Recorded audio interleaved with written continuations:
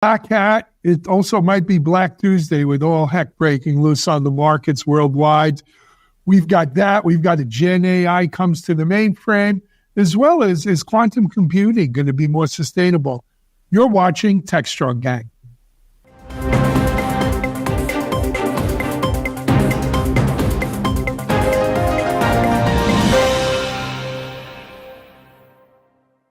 Hi, everyone. Alan Schimmel here for Techstrong, gang. You're watching this. I'm out in Vegas for Black Hat, but we've got a lot going on, not only in Black Hat, but the state of the world. We're going to be talking about all these subjects. We've also got some good Gen AI coming to the mainframe segment today. And then our own Bonnie Schneider has a report on applying quantum computing to sustainability. And we're also going to, immediately following this gang show, we will be live at Tech Field Day, which is always a great event to listen in on. Before we get started, though, let me introduce you to our gang members today. Joining me also from Black Hat this week is our editor, John Swartz. John, hi. Welcome to Las Vegas. Yeah, steaming Las Vegas, yes. Yes, it's going to be. Actually, already in Las Vegas, because he likes to get out there early. I don't know whether it's to roll dice or whatever one does in Las Vegas early. What happens in Vegas stays there. It's our own CTA, Mitch Ashley. Hey, Mitchell, welcome. Hey, good to be talking to you from Black Hat. So is it a dry heat? It's just a heat. It was 101 degrees when I got off the plane. That's 8:30 last night. So there you go. All right. I have 110. Well, anyway, welcome, Mitchell. And then joining us live here in our Boca Raton headquarters before we all head out, to my immediate left is our Echo Insights editor and analyst, Bonnie Schneider. Hey, Bonnie, how are you? Doing well, thanks. Good. And to my far left, he'll be holding the fort down here in Boca this week. It's our Chief Content Officer, Mike Vizard. Hey, Mike. Hello. Good to see you as always. Excellent to see you. So, guys, look, it's summer camp for the cyber world in Vegas. Black Hat, DEF CON, B-Sides Vegas, give a shout out to them. It's always one of my favorite B-Sides. A lot going on. Of course, the CrowdStrike incident is kind of sucking a lot of oxygen. But there's always a lot going on at Black Hat. I mean, if you look at the roots of Black Hat, it was different than RSA. Black Hat was very much aimed at AppSec. It was very much aimed at exploits and security research. The last several years, it has become RSA in the desert. It's all things security. But, John, you had a great write-up on this over on the Security Boulevard. Why don't you kick us off with your Black Hat preview? Yeah, sure. So there's going to be two obsessions. One of them was already planned. The other one was, of course, a surprise. The surprise was CrowdStrike, right, which basically put the spotlight on security, especially among the mainstream media. So everyone was covering it. It was a national news story. And I think what's going to happen, and what I've talked to about 24 folks who are attending the show, all from security companies, and they all pivoted to not the downside of the outage, but they see a marketing opportunity, obviously. So in a sense, this show has a very heavy marketing influence. And so a lot of them are going to lean into the CrowdStrike outage and the importance of security, especially in the AI age. So one of the things that I kept coming across, and these executives kept bringing up among themselves and the companies, the customers they work for, is the importance of understanding a company's structure and rules, and the potential privacy and compliance issues that are arising as they plunge into AI. And again, CrowdStrike was a human error, but it kind of raises the temperature, so to speak, in Vegas even more so about the importance of this. And it will also bring more attention from the mainstream who's covering this, because they love cybersecurity breaches. They love disaster happening to consumers. I mean, I'll admit it. The other thing that will be talked about, and there were a number of panels already planned, was disinformation or misinformation. So this is a year where half the world's population will be eligible to vote, including obviously November 5th. And one of the fears is that AI is going to turbocharge phishing. One executive I talked to referred to AI as a weapon of mass deception. So there were a number of studies, market research that show a spike in phishing incidents because of AI. So those are the two dominant themes, CrowdStrike and disinformation. And I think what a lot of these companies are going to do is use this as an opportunity to sell.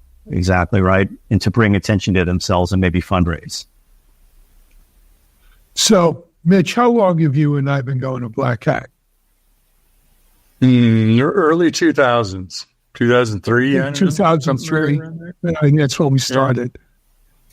I can count on one hand, actually on three fingers, the amount of years that there isn't a major security breach right before Black Hat, or a major security incident right before Black Hat that drives the world round and round and round. Is this a conspiracy? I'm not a conspiracy theory kind of guy.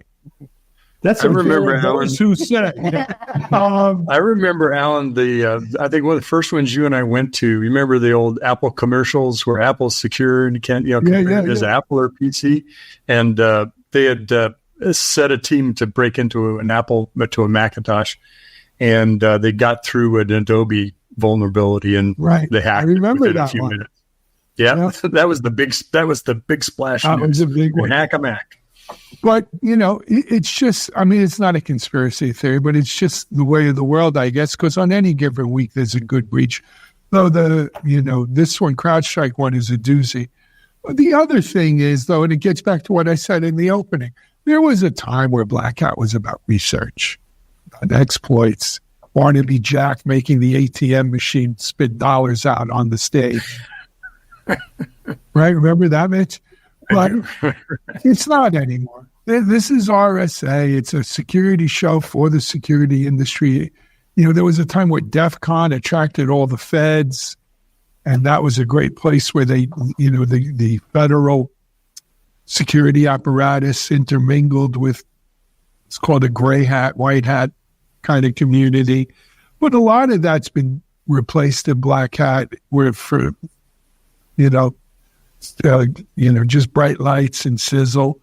And it's a lot of companies vying in a very crowded space for marketing. And then, John, to your point, one of the things I used to hate it when I ran Still Secure with Mitchell and our friend Raj Bhargava is stepping on the backs of your competitors, right? Something like this happens with CrowdStrike, and you send out an email that says, this wouldn't have happened if you used Acme's company, right? Or Acme Security, or trade in your CrowdStrike for Acme Security, wabba-dabba-doo. Either you got the goods or you don't have the goods. Don't, the grace of God next week. Yeah, because he could have been any one of them. So a lot of these companies were sympathetic on that point. Actually, there was only one company that refused to talk about CrowdStrike under any circumstances, and that was Palo Alto Networks. Good for them. I give them credit. Yeah, they weren't the only. Everybody else wanted to sell fear, honestly. Yeah, no, that's what they do. They step on someone's back until it's their turn, right? Because it's the zebra herd, and one day the lion's going to get you. And it's interesting that you mentioned. Sorry, Alan. It's interesting you mentioned it because back in the early 2000s, I used to go to Black Hat. I used to cover cybersecurity at a newspaper, and I went with my colleague, and it seems so much different now than it was back then. I mean, now it seems more like just an RSA in the desert, as you said. Yeah, it's kind of become more of just a marketing concept. Absolutely. I mean, back then, and Mitch, he can tell you this. It was at Caesars. There was no exhibit hall.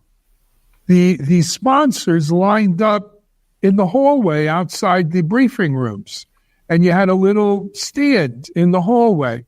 We always like to get the one near, I forgot what they call it, the Venus pool. Venus pool, that's what it was. Right, where it was clothing optional. And you know what? We would bring a pair of binoculars, and I'd have people lined up down the hall. The only thing is, before I let you use the binoculars, we had to scan your badge. Different day, different time.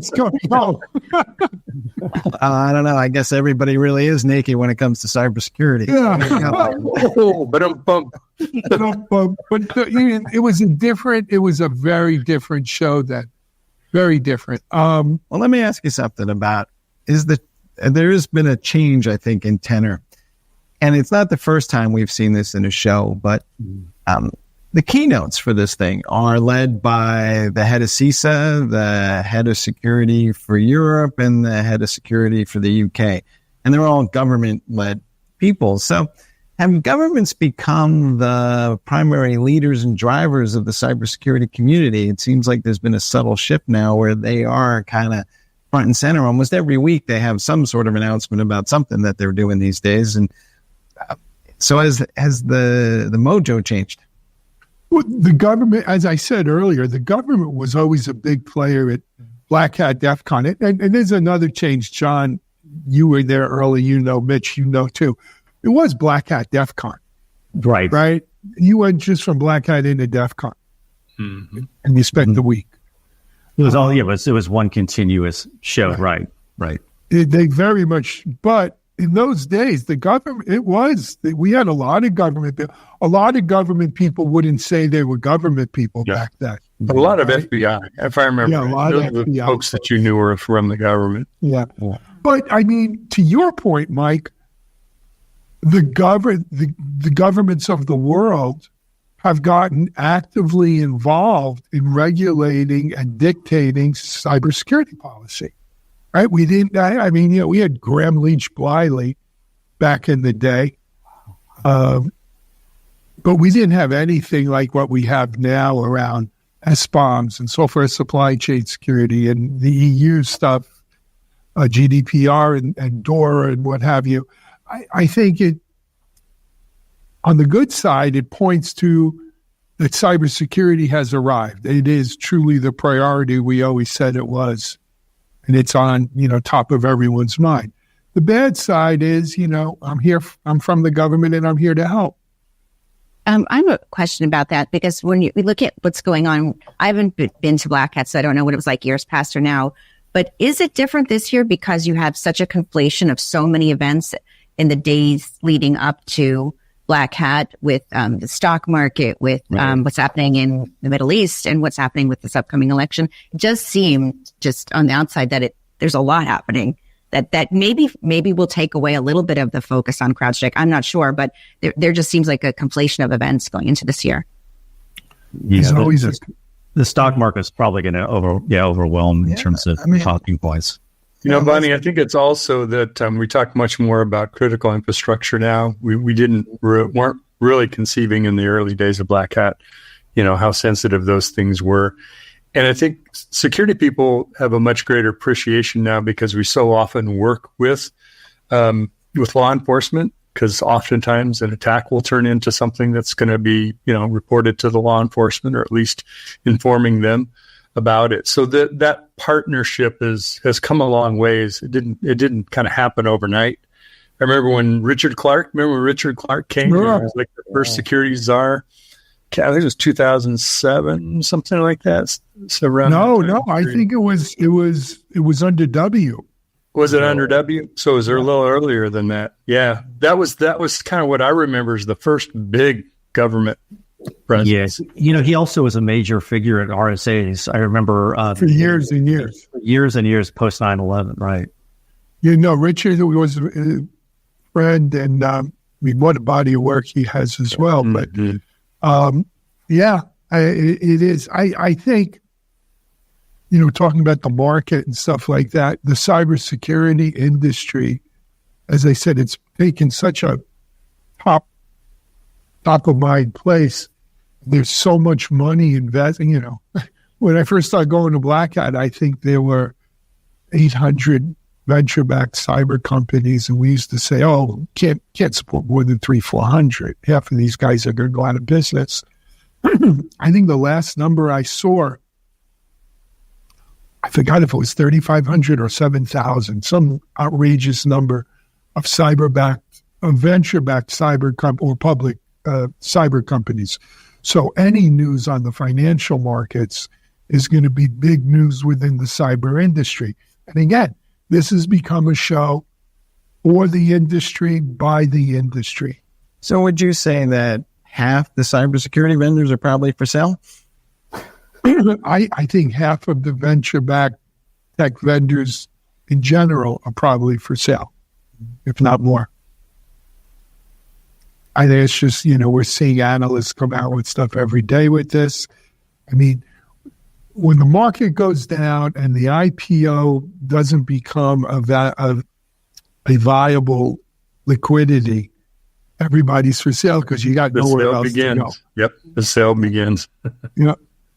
Well, so if someone comes and beats you up and says, you know what, you should replace CrowdStrike, you might want to ask them, are you going to be here next year? I think people do ask that. Absolutely, because you have to, what's your staying power? You can even look at, it was reported that Warren Buffett, who's the largest Apple shareholder, sold off a good portion of his shares. He's still the largest shareholder. But the speculation is that he's anticipating the market go down, and that's when you're going to buy and invest. So he's freeing up cash to be able to do that in anticipation. I wonder if Wiz is wondering whether they should have walked away from the Google offer. I was wondering that. That 23 billion is looking real good right about now. Though you don't know how much of that was stock. Yeah, sure. Right? And so you're trading one stock for another. But look, at the end of the day, let me close because we're over time on this section. We could talk about valuations and finance and all of these things. Black Hat is still about security, and we're going to have a lot of great security discussions there. We will be there all week, streaming live, along with our friends from Futurum. We have a party tonight at the Mandalay Bay Pool. If anyone on Black Hat or out in Vegas watching this, probably Google it. You need to register at Eventbrite for it. But, John, you'll be doing all kinds of interviews and briefings as well. Y'all will be, right? I'll be going from one to another all day, Tuesday, today, and Wednesday. I want to clarify one point. No naked people at the pool tonight. Oh. No, that was at Caesar's Palace. Okay. Damn. This is at the Mandalay Bay Pool. But we do have a tent there, a kind of celebrity tent, and drinks and food, and seeing all my friends. So, and if nothing else, look, there's 2 times a year I get to see all my buds and gals from cyber. It's RSA and it's Black Hat, and even Hoff is back. I don't know if he's probably not watching this, but he's going to be at Casa Fuente tonight. His old hangout. Cigars, like old times. I don't even know if Casa Fuente is there anymore. But anyway, good luck with the coming of Black Hat, and you see any of our crew, do say hello. But we're going to take a break now. We're coming back to talk about Gen AI coming to the mainframe.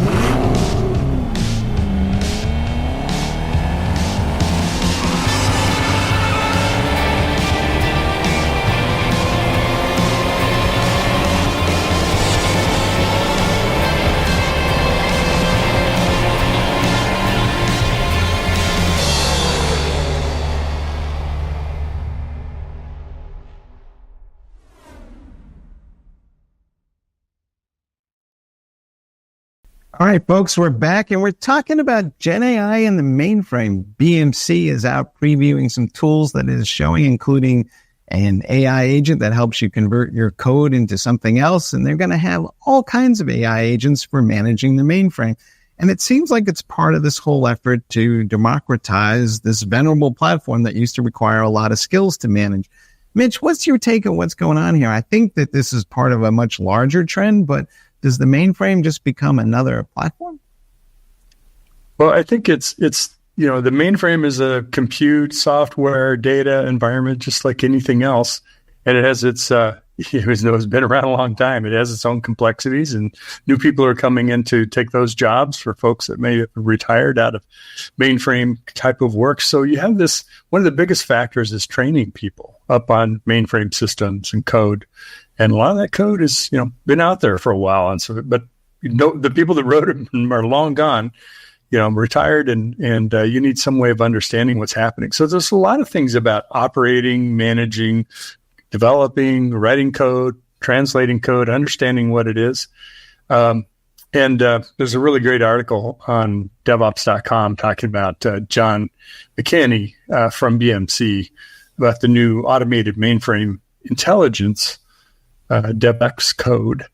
It's pretty interesting. I think what's sort of a nostalgic about this, and I'm showing my age, nostalgic about this is the first expert system that I worked on was actually an expert system to diagnose failures on the mainframe. This is in the 80s, so it tells you how far back that goes. So I think it's exciting for people developing and operating mainframe environments to have the benefits of what Gen AI can bring to it. Kudos for owning up to that, Mitchell. Now, I come for confessions on when I'm at Black Hat. You got to Hail Marys and enjoy Black Hat. So look, I think this is a testament to the versatility of this venerable platform. How's that for some big words, huh? Wow, some college words. Big ones. But if you look at what's been going on with the mainframe in the last 10 years, even, IBM and the rest of the community, including BMC and Broadcom, CA, and CA, and then became Broadcom and Rocket.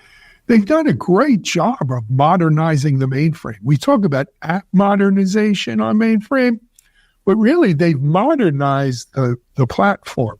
And so it runs Java, it runs Kubernetes, it runs all of these, modern languages. Why shouldn't we bring Gen AI to it? The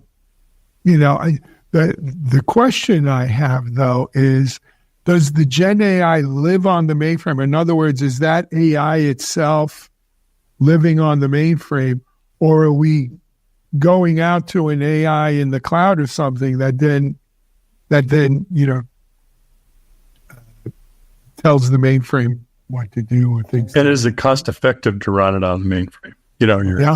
The answer is price per bit is different. They're going to do all of the above. They'll have local agents, and then they'll call out to some extent. Because there's no GPUs, right? You're not starting to stick NVIDIA chips on this thing. IBM, oddly enough, has an AI chip for the mainframe that's kind of a co-processor that they created. So they might be able to kind of think about that as in a different light, but we'll see. It's still early days. Yeah. I have to laugh, though. So a couple of weeks back, I'm, sitting in a bar here locally in Florida, and you meet a surprise! and you meet some fella, and you ask him, what do you do? And half the time in Florida, the answer is I'm retired. Yeah. Right. But the guy laughs. He says, well, sort of. I'm on a consulting gig to support this IBM mainframe for the last 5 years, and he's probably looking to support that for the next 5 years. And he probably could. But it may be not, because if we democratize this stuff, then, it becomes more accessible to and more realistic to use kids now to manage the mainframe. You'd be surprised at the amount of kids who do manage mainframes. I do the Open Mainframe show with the Open Mainframe Project from Linux Foundation, and a huge gist of their efforts are on getting kids in colleges here in the U.S. and especially in India, teaching them COBOL, teaching them mainframe, and getting them involved, because you know what? There's a lot of jobs in the mainframe market, and a lot of the mainframe folks are retired, and we are looking for fresh blood and fresh, workers there. So it does come to that. I don't know. Let's not repeat the mistakes we've made with Gen AI, thinking it's the be all and end all. I don't know if Gen AI is going to democratize the mainframe, right? I think you're still going to need mainframe skill sets to do the mainframe. AI will make you just the way it makes it can make every developer, tester, and everyone else 10x more effective or efficient. But I don't know if it's going to take jobs away from mainframe people. I'm not entirely certain it plays out exactly that way. I think that if you listen to IBM and BMC and even Broadcom, they're all trying to figure out how to turn that mainframe into just another node on a distributed computing environment. And it'd be the mainframe, the cloud, the local on-premise stuff. And it feels like we're trying to take down all the walls that have existed in these different silos and reduce our need for specialization in all these platforms. And I think one of the benefits of just having a prompt to interface with things is I can play more easily. I can figure out how something works or doesn't work. I can tell it how to do it. I can do it iteratively. So even if I don't know what I'm doing, I can learn faster way. So that's why I think we might see some actual democratization of all of these platforms. I think that the word I remember hearing is homogeneous environments. How do you make that, operate so it isn't so starkly different from I do these things this way in the mainframe environment, I do it this way in the cloud or Linux or whatever it is. I mean, the two will never be the same, in terms of knowledge and skills. But a lot of things that we do today in the cloud, came from the mainframe environment. So they're that far off. Cool. And then the question becomes, well, if I can find more people to manage the mainframe, will more organizations use mainframes? Because it's always had this issue of being the $1 million club. I had to have X amount of budget and then I could get all the ROI benefits, but maybe mainframes become more accessible to more organizations. Well, there's still a hefty price tag to get started in that business. Yeah. You just don't go down to Best Buy and pick up a Z. But, well, maybe they will. That's part of the democratization process. Could happen one day. Yeah. Would you like water cooling with that? Zs. Yeah. Would you like water cooling? Yeah, I'll take that water cooling. And I'd like that Sony 85-inch monitor, please. We got a special on chillers in the back. You got a deal. Sounds Jetson-ish. But anyway, lots going on with the mainframe. We're going to take a break here on Techstrong Gang, and we're coming back from mainframe to quantum. Sustainable? Do we care? Bonnie Schneider's going to clue us in. SecurityBoulevard.com is the leading resource for news, analysis, and education on challenges facing the cybersecurity industry. SecurityBoulevard.com covers all aspects of cybersecurity, including data security, DevSecOps, cloud security, application security, network security, security threats, and more. SecurityBoulevard.com has the largest selection of security content, featuring breaking news, blog posts, podcasts, and more. Visit www.securityboulevard.com to learn more. SecurityBoulevard.com, home of Security Bloggers Network. Quantum computing, well, it's supposed to be working faster than, let's say, a supercomputer. But did you know that quantum computing is also helping in efforts towards sustainability? Recently, I spoke with Bill McGann, who is the CEO of QCI Quantum, to talk more about his operation, quantum computing, and the innovative work that they're doing in the area of being environmentally responsible. Computers in general really have an advantage. You can basically use principles of quantum mechanics to cast your problem into a variety of system states or eigenstates simultaneously. And when you do that, you're allowed to search the space for solutions that are faster than you can do with a classical machine, which tends to have to do the calculations sort of in a, expanded, kind of factorial, combinatorial approach.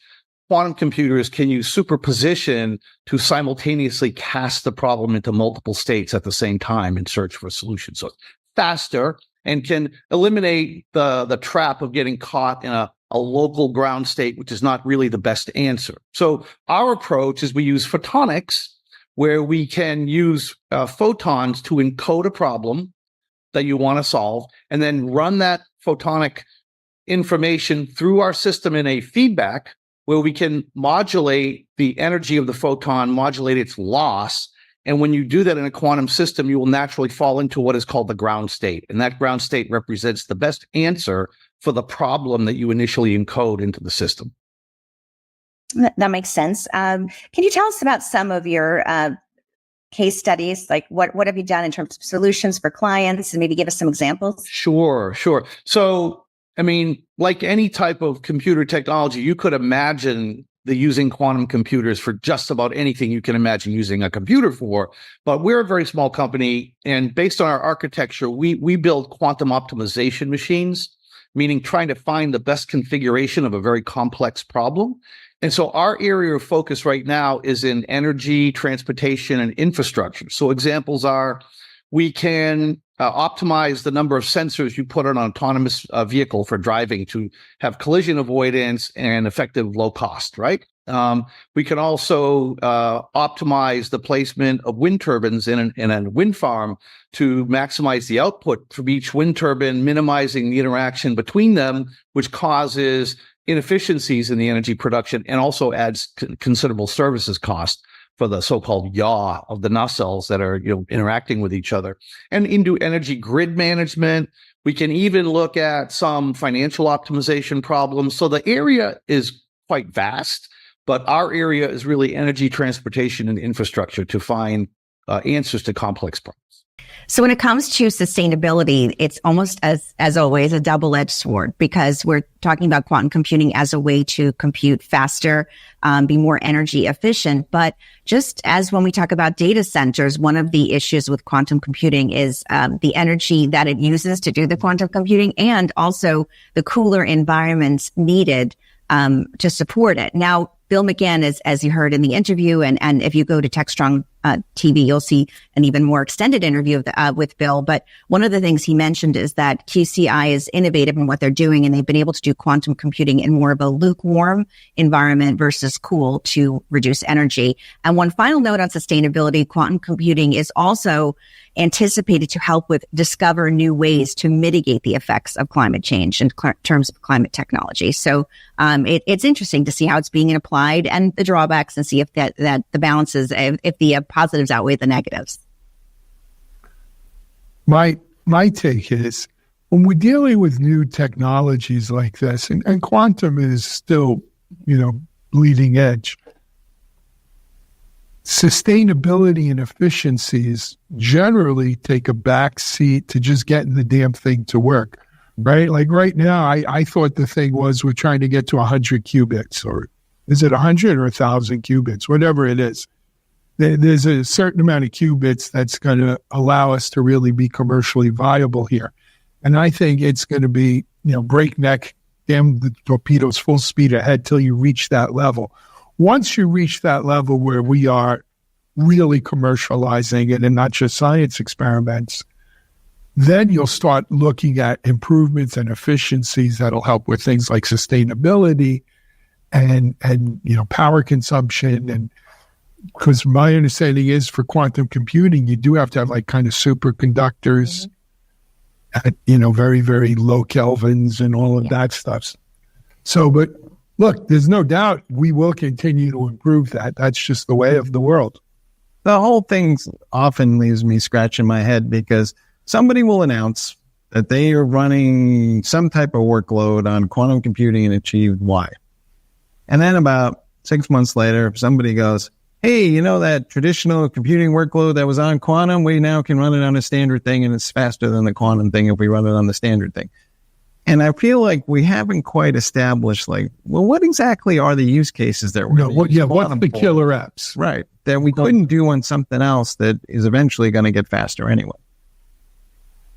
I think encryption key. I was just going to say that, breaking RSA encryption. This is true.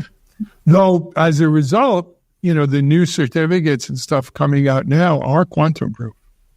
Mm-hmm. Allegedly, nation states are collecting all the encrypted data they can find on the assumption that they're going to be able to crack it in 5 years using quantum. So are the bad guys. Yeah. Oh, wow. Maybe that's interesting. We were talking about power consumption and water for quantum. Living in Colorado, NREL is one of the government agencies that has labs up there in Boulder, Colorado. Is focused on energy, and they're giving presentations a lot. I see it quite often on energy consumption and quantum computing and methods. the holy grail is kind of getting to room temperature quantum, right. Where you can, you don't have to have, close to absolute zero practically to run a quantum computer. So people, I compare it to, is quantum computing a super collider that only a few governments around the world are going to be on one of those things because they're so expensive and so, technically difficult to run? Or are they going to be something that makes it into the mainstream of science and business and things like that? And that's what people are trying to push it to, beyond what you do in the lab. Yeah, that's exactly right. I think there were a lot of use cases for it. That's interesting what Mitch said, because I was in Chattanooga about a year and a half ago, and I visited a quantum computing company, quantum networking company, which is near the Tennessee Valley Authority, or this part of it is there. And it's just this whole idea of like accessibility beyond only a specialized view. And so when I hear about sustainability and quantum, it always seems to me like to be a contradiction in terms, but no, things are changing. Yeah, I think the room temperature part that Mitch mentioned is key to that, because that was something GCI is doing in their endeavors. And also any kind of innovative strategy that's going to help, let's say, make renewable energy more efficient or more effective, like using quantum computing to improve the ability for solar power panels to, absorb solar energy, things like that is also part of the equation. But I agree that it still has a ways to go, but it's interesting to see the different industries that's being impacted and the sustainability angle. I'm waiting on the cloud service providers to show me that quantum API so I can just use my Well, Amazon's going to roll out a quantum service. I need one for my email inbox. That's what, if it solved that, I'd be happy. I'll tell you, I did what could, anybody want to take bets? What comes first, cold quantum or cold fusion? Mm-hmm. Wow. I would say, though, to your point about Black Hat, people do need to start replacing those encryption schemes, because it takes a while to get. No. So I'll tell you, this is the first time I've ever seen people get out ahead of something. Mm-hmm. And there was NIST was behind this, working with MITRE, and the new algorithms are, I haven't tested them, but they're supposedly quantum proof, and they're in place way ahead of the rollout of quantum computing. So, but we say, what's going to be the killer app of quantum? Well, what are you going to use it for? Well, once you have it and it gets into people's hands, there'll be uses we haven't quite thought of yet, both good and bad, unfortunately, because that's just, again, that's the way of the world. My 2 cents. So are we going to be like, this whole quantum thing, you're going to have like 2 bits at the same, in 2 different places? Right. So, are we going to... in 2 different states. 2 different states. So, is that going to lead to like all kinds of changes? Can I be on Zoom in 2 different places at the same time eventually? Maybe. I'm not going to answer that one. Get a digital. You think about the strangest things that you're laying up at night, Mike. I don't know. Just in the moment. The uncertainty principle strikes again. Heisenberg. The far side of life is the who works on mainframes telling you this, or what? We're going to change your name to Heisenberg. Heisenberg. Chaos. All right. So I think that's going to wrap up our Techstrong Gang today.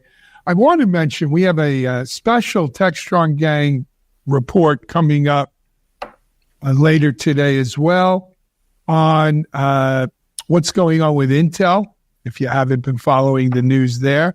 And is that just the precursor to what we're seeing going on in the markets worldwide yesterday? And it's going to be great. We'll be joined by Daniel Newman, CEO, Principal Analyst at Futurum.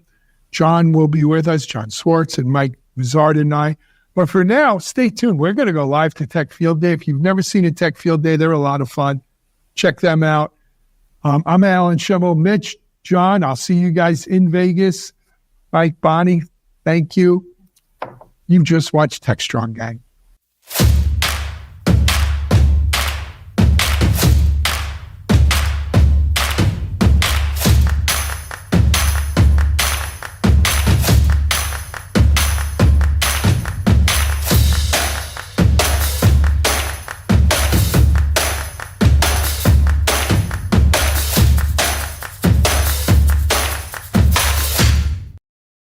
Hey everyone, it's Alan Schimmel, and you're watching a special episode of Techstrong Gang. In this special episode, I'm happy to have our Chief Content Officer, Mike Bizard, sitting here with me in our Techstrong studio headquarters. And we're joined on the road from, he's not yet in Las Vegas, but en route to Vegas shortly, our own editor extraordinaire, John Swartz. John, welcome. Thanks. Good to see and you. joining us from another conference or another somewhere, he's always somewhere, Futurum CEO, founder, analyst extraordinaire, Daniel Newman. Hey, Daniel, thanks for jumping out to join us on this call. Great to be here.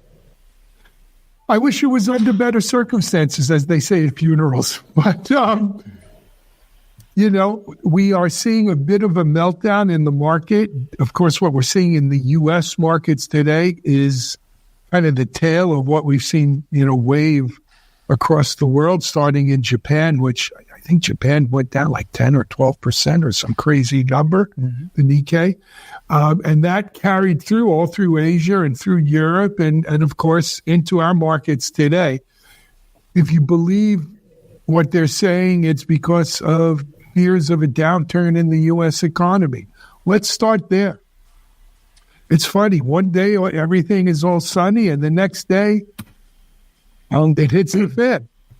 Well, John, you've been around and you've seen these things before. Does this feel familiar, or is this one going to be different? This one came out of nowhere, really, but maybe it was foreshadowed by the tech earnings. I don't know. I'll ask Daniel that question, but there seem to be three fears, right? We've got the worries about a recession in the U.S., the Fed has failed to act promptly enough, and a belief that all these AI big bets aren't paying off fast enough. I think it's correctable. I'll leave that to Daniel. He's the expert. But the one thing that does worry me is that the fear gauge or the volatility index or VIX, whatever you want to call it, it's at its highest level since the early days of COVID back in March 2020. What do you think, Daniel? Yeah, look, there's a lot to unpack here, and we only have so much time. So I'll do a sort of a quick recap for everyone out there. And the beauty of being a tech show is we don't have to be extraordinarily in depth on the economic fundamentals here, but there's a lot of different things at play. First of all, 18 days peak to trough. So 18 days ago, market days ago, we were at all-time highs. Remember, Jensen Huang was signing T-shirts, we'll call it. The company was valued over $3 trillion. And it literally looked like this tech run was going to just continue to go. We were talking about $4 and $5 trillion valuations. But really what created this sell-off is a little bit different. It's a carry trade that has been taking place. And I'm not sure how familiar everybody is, but in Japan, they've had artificially low yields for a long time. And that's been due to slow growth in the economy, different set of challenges in Japan with an aging population. And what was being done is these crafty traders, right, now that they couldn't, or, now they're back doing it, but, less mortgage default, mortgage swaps. And they were on to a new bet, which was borrowing at low interest from a place that had these artificially low rates and then taking money to places with higher yields like Australia or even in the US, cashing in that money, playing on the Forex with the spread trade, and then using money to buy tech stocks that were running up infinitely. And so what ended up happening is tech started to pull back. Japan did a rate increase. U.S. is going to do a rate decrease. And as all these things started to happen, they had to do this basically unwinding of a trade. And this caused all of these sort of artificial asset, this bubble that had been created in growth, all this money that poured into this up stock market in tech and in other, what you would call kind of higher risk assets, Bitcoin and Ethereum. I don't know if you saw last night, 5 minutes, Ethereum went down 20%. This wasn't controlled spread. This was, being done because traders got crafty. They worked in the system. They were trading on currency. They were buying assets that seemed to only go up and to the right. And then all of a sudden, all at once, that had to be undone. Couple that with potential war in Iran and Israel. You couple that with, uncertainty in the geopolitics of the United States. You got conflicts in China. By the way, NVIDIA had a bit of a collapse over the weekend with a potential delay on one of its most important parts. Last week, Intel put out numbers that absolutely should have scared the crap out of anyone. And then the whole world's basically wondering, is this AI thing real? Which I will continue to stand by the fact that it is, but the ingestion, digestion, and implementation period is longer than most people want to acknowledge. So, John, I'm glad you asked. It's been 30 minutes since I've started talking. I'll sit back over to you. Well, the one thing you mentioned, Dan, you've written about it, is just this kind of long gestation period for AI, from the chip to the apps, actually. And can I ask you a quick question? And I'll leave, then I'll pass it on. No such thing as a quick question with me, but yeah, you can try. Okay, a quick answer, a quick question. So am I being presumptuous? And Mike and I were talking about this earlier, but does the valuations as they tank, does this create a ripple effect where we might actually see a rise or increase in acquisitions, an opportunity to take advantage of the situation by some companies that are in that position? Well, you have some companies that have very, very strong balance sheets. Of course, these same companies are pouring mega capex dollars into investing in AI infrastructure and hardware.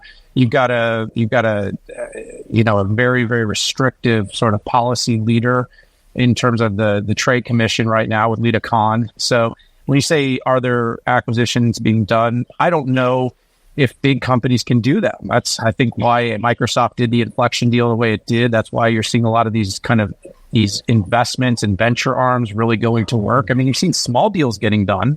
So small deals do create the opportunity. So I'll keep the answer a little bit short here. I actually, first of all, if you actually look, the market bounced back pretty handsomely. There was some better than expected data on some of the services. ISM data came in today. I think it was on manufacturing too.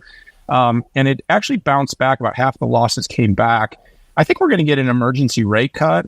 I do. I think that's going to happen. We just saw with that VIX. But by the way, the VIX came down halfway. So the VIX was all the way up at 65, second highest it's ever been since the 2000 bubble meltdown. And now it's back, I think, at about 32. So you could see there was this sort of snowball of fear. And by the way, that's what happens when information moves the way it does now in the social era. Is that, I woke up, I don't know about you, I texted Alan. I'm like, hey, it's chaos out. 5:30 this morning. I texted Alan. And my point, though, is I'm texting him. He's texting me back. And the point is we're all in our E-Trade accounts and we're in Robinhood and we're selling stuff. We're like, we better get to cash quickly. And, by the way, if you didn't sell during the panic, a lot of your investments, like Microsoft was off 8%. Now it's off 2%, meaning it would have been just another day in the market. You wouldn't have thought twice. So it's very odd, all these things that are happening. Well, you know what, though? So I've been through this a few times myself. So Daniel, when I got your text this morning, my initial reaction at 5:30 this morning was, let me log on to my account and get out of big tech and get out of big stocks in general, which I had wanted to do a week or 10 days ago when the Russell started running. And I did it. I said, you know what? Never sell. Don't be a sheep, Alan. Don't be a sheep. Sit it through. You're not going anywhere. God willing, today anyway, or tomorrow, see it through. And I'm glad I did do that, Daniel, and then it'll all be fine. I think there's a couple things here. Look, I haven't heard of an emergency rate cut yet, but that would be, heaven.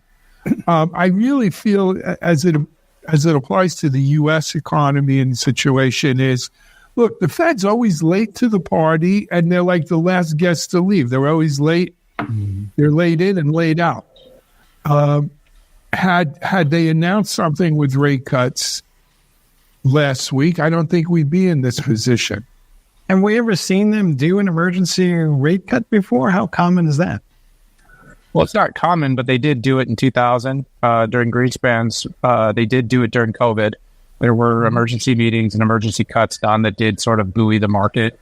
Like I said, the difference here is that there's some different fundamentals, kind of conflicting economic data that are we growing or are we not?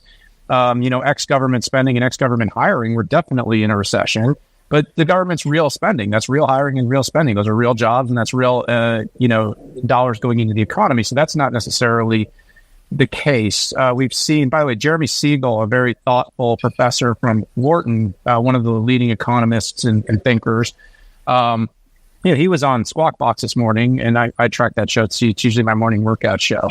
And, he was talking about how they needed to be 150 basis points down from where they are today. From an economic standpoint, that's about 1.5%.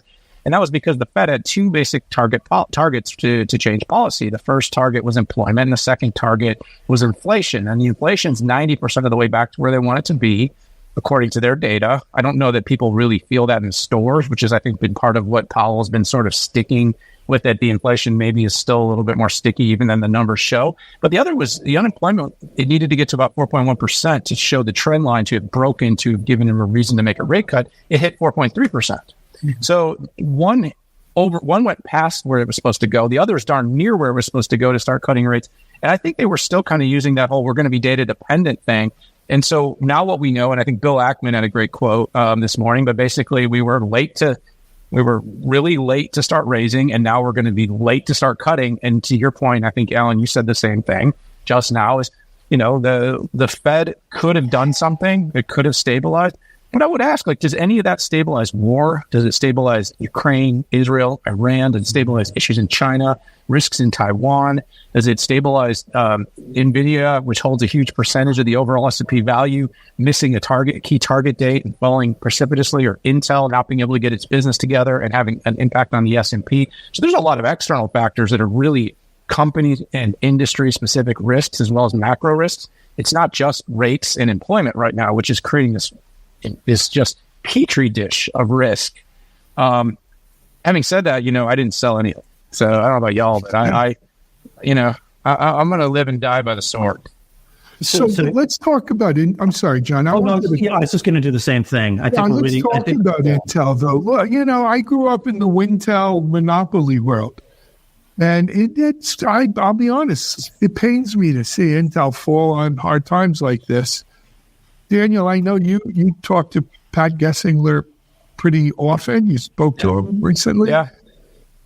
I mean, look, Pat's... What's going on? Yeah, and John, I definitely want to hear from you too. But Pat, he was in as good a spirits as could be on the day of the results. I mean, look, we gotta sort of bifurcate what Pat inherited in terms of a situation versus what Pat has done. Kind of what I call controllable. They've had a few misses. Most of the misses that he's had during his tenure were things that were inherited prior to his arrival. So if you look at Sapphire Rapids, which is the biggest miss, that was something that took place with BK and Bob Swan, and during those eras, and they didn't get hit. The fact they missed the GPU era as a whole, that was also predated Pat. So Pat came back and started working on Falcon Shores and has been working on their GPU. But it takes time. I mean, everyone, that thinks that Jensen pulled this off overnight. I mean, Jensen spent 2 decades building this. Lisa Su has been working on this data center GPU business for several years. And of course, they don't have to deal with the manufacturing by being, fabless design companies. So different set of challenges for Pat. But, he has had many quarters. The board has been supportive of him. The people calling for his transition, I mean, rightfully so. I mean, if you bought this stock 2 decades ago, you're in the same place. It's hard to imagine that in a world you would invest in a tech company 2 decades ago and your money could be worth the same or less. Hard to imagine that for employees. Hard to imagine that for its investors. It's hard to imagine that for a board as a fiduciaries to be able to return. And now they've suspended the dividend. They are, in all kinds of challenging capital. They've indebted their assets. So they've done all these clever financing deals with private equity to raise money. They're basically book value now. And a lot of people are saying, I had Stacey Raskin on our 6-5 pod, and he said something along the lines of, they have a future, but I don't know what kind of future it's going to be.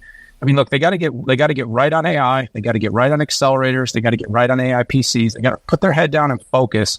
And this foundry bet, I mean, they've got to compel the people that there's a chance this can drive a return sooner than the end of the decade. I mean, gosh, what a hard place to put money when it's 5 to 8 years before you might really see any return.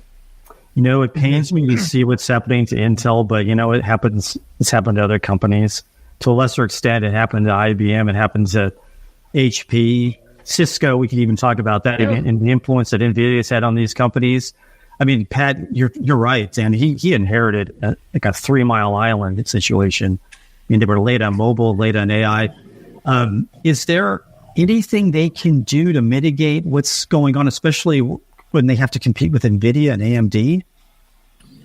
Well, they have a couple of things working to their advantage. They have, the historic strong channel. They have partners. They've always had a very strong marketing partnership with the likes of Dell and HPs, and they're very, very committed to their platforms. Of course, Qualcomm entering the race has added new complexities that now they have to cope with. But having said that, like I said, I think it's focus. Look, GE, isn't always a great example, but, companies like that had many different businesses that pared back and were able to focus. Even Microsoft. I mean, if you look at Microsoft in the Nadella era, I mean, that company coming out of Ballmer, I mean, Ballmer did well for Ballmer, but Ballmer didn't do particularly well for Microsoft. And I mean, Satya had to sort of reinvent the company, had to refocus the company, had to zero in on we're a cloud company. I think it's two things plus one, because I think companies can really focus on three things. Two things is they need to nail this AI PC movement. They need to take advantage of the market share they have, grow it. These Meteor Lake yields and these low margins on Meteor Lake is a problem for them, but at least keep and protect that market near term. Second is they got to get on this data center AI play. They've got these accelerators in Gaudi. They've got Xeon. Xeon plus Gaudi could offer a low price alternative. And right now with NVIDIA fumbling a little bit, that's a moment for them to try to capitalize on that. And then the plus one for me is they've gone all in on Foundry. They made a deal with the government. They've taken $8 billion of money from the government. They got to do this. Like, there is a chance that if they can show they can do this to get money from policymakers to really drive more commitment to manufacturing here. So they need to get a win from Qualcomm and a win from NVIDIA. And they've announced some of these, but they need to start telling people what that means dollar-wise and when that means returns. When are these fabs up? When are they going to start bringing returns? Look, building fabs it's not a fly-by-night business. So should people be looking more towards Qualcomm and AMD and who knows, the ARM folks? Are they going to become more of the leaders of this space? Well, I mean, by leader, you have to define that. It can mean different things. But by leader, market share, I mean, Intel still has the largest market share in those two areas. Intel on the data center, but they've significantly given up market share over the past 3, 4, 5 years since I think it peaked around 2018. I was doing the assessment. I mean, the long story short here is they need to just buckle down and focus. What I just said to you, Mike, they need to focus on those 2 or 3 things. They need to execute superbly. They have no permission to make mistakes. The NVIDIA can make a mistake and it could open a door, but they have permission to make one here and one there when you've given 90% compounded returns for 5 years to your investors with very few slip-ups. Intel, it's been too many mistakes. It's been too much change. There's been too many leadership role changes, too much uncertainty to its investors, too little return to its employees. They have to be almost perfect right now. But the number one thing they can do, and you know this, Alan, and you and I have talked about it, and John, I'm sure you've followed enough companies to see this, is just focus on being the best Intel it can be. It has 80%, 70% of some odd of PC market. It has 60 some odd percent of data center CPU market.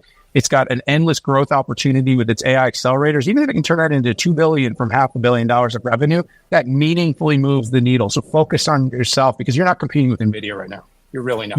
Nothing is ever impossible. I mean, I always think back to 1995, 1996. I remember Apple under Gil Amelio. They were left for dead. They were supposedly going to be bought by Sun. I mean, it can happen, although, I mean, in this case, I'm not so sure. Well, Microsoft invested to prop them up. Yeah, they did. Just to have a competitor. But look, let's hope for better days for Intel ahead, certainly. We're about out of time. Hey, you know what? I think, Daniel, full circle to where we were coming in. Sometimes the best thing to do in these kinds of market conditions is nothing at all. Right? You just got to wait it out. If someone much smarter than me once told me, you only have real losses when you sell and lock in your losses. If they're on paper, there's a chance they come back. So I'm not giving advice. What the hell do I know? I'm still working. But that being said, these things are cyclical, and there's an old Italian saying, those eyes weren't made to cry forever. So let's hope we see better days soon, gentlemen. Mike, last word? Don't panic. Okay. Daniel, enjoy your show. Thanks for jumping out on this with us. John, I will see you in Las Vegas, God willing, as I navigate around this hurricane. Good luck. Good luck. Yeah. With the weather. Yeah.